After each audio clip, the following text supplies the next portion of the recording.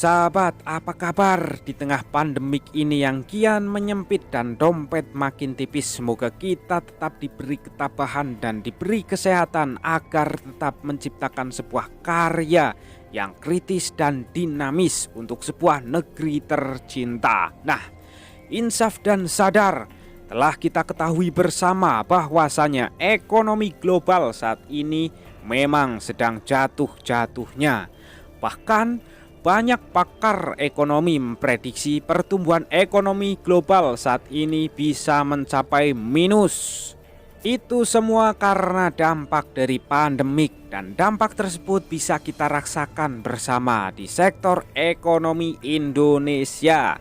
Menteri Keuangan Sri Mulyani bahkan menyebutkan pertumbuhan ekonomi tahun ini akan lebih buruk dari krisis keuangan pada tahun 2008 lalu. Dan sebenarnya seperti apa sih keadaan ekonomi Indonesia saat ini, sahabat? Nah, saat ini Indonesia sedang mengalami keadaan yang mungkin kacau. Dan Indonesia saat ini berada dalam keadaan yang memang membuat pemerintah sedikit pusing mabuk kepayau untuk memutuskan secara cepat perihal kondisi ekonomi yang dialami akibat dari adanya COVID-19 ini. Kok bisa seperti itu ya? Nah, bisa kita lihat bahwa banyak pedagang-pedagang kecil, ojek online, yang kebetulan sehari-harinya mereka bergantung pada masyarakat sekitar.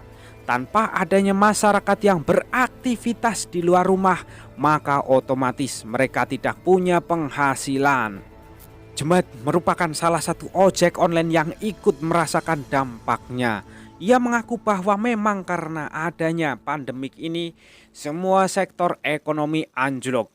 Kita jadi tidak bisa menarik penumpang lagi. Dan bagaimana mungkin kita akan dapat uang untuk kehidupan sehari-hari sementara kita tidak berpenghasilan?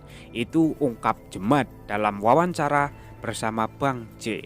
Ya, karena ini merupakan jenis pengangguran sementara, di mana pengangguran ini diakibatkan oleh suatu keadaan yang mendesak sehingga banyak buruh atau pegawai yang diberhentikan sementara oleh pihak perusahaan. Dan Sri Mulyani menyebutkan bahwa usaha mikro kecil dan menengah UMKM merupakan sektor yang terpukul.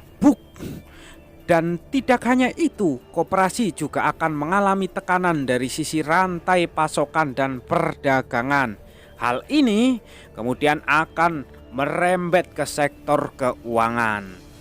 Maka dari itu, pihak pemerintah pun melakukan antisipasi dengan keadaan ini. Presiden memutuskan untuk mengalokasikan dana APBN untuk menutupi semua kebutuhan yang memang banyak diperlukan untuk masyarakatnya.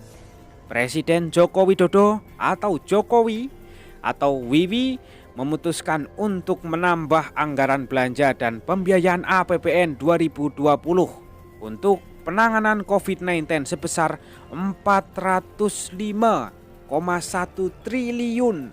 Penambahan anggaran tersebut dialokasikan untuk sejumlah sektor. Dan yang jadi pertanyaan, anggaran tersebut didapat dari mana, sahabat? Apakah utang luar negeri atau jual aset negara atau dari dompet kalian? Nah, sahabat, anggaran tadi itu dialokasikan ke sejumlah sektor. Yang pertama, ada untuk sektor belanja bidang kesehatan dialokasikan sebesar 75 triliun.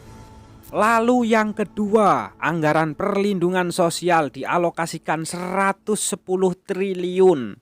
Dan yang ketiga adalah intensif perpajakan dan stimulus KUR atau kredit usaha rakyat yang dialokasikan sebesar 70,1 triliun. Dan yang keempat itu ada untuk program pemulihan ekonomi nasional, termasuk restrukturisasi kredit serta peminjaman dan pembiayaan dunia usaha, khususnya buat UMKM, dialokasikan sebesar 150 triliun. Dan hal ini menyebabkan ekonomi Indonesia rontok serontok-rontoknya seperti hatiku yang kian kesini makin rontok. Indonesia mengalami pembengkakan pada anggaran pengeluarannya. Sedangkan pemasukan yang makin kesini makin tercekik, sebab Cina yang merupakan tujuan utama ekspor Indonesia mengalami penurunan yang sangat besar. Selain itu juga Amerika Serikat yang merupakan tujuan kedua ekspor Indonesia ikut menurun. APBN di 2020 diproyeksikan mengalami defisit sebesar 307,2 triliun atau sebesar 1,76% terhadap PDB, sama dengan defisit RAPBN 2020. Selain itu juga dalam sektor keuangan Indonesia memang sangat melemah. Nilai tukar pun ikut melemah dan turun, bahkan anjlok 0,27%, yaitu ke level 16.495 per dolar Amerika Serikat pada tanggal 2 Maret 2020 kemarin.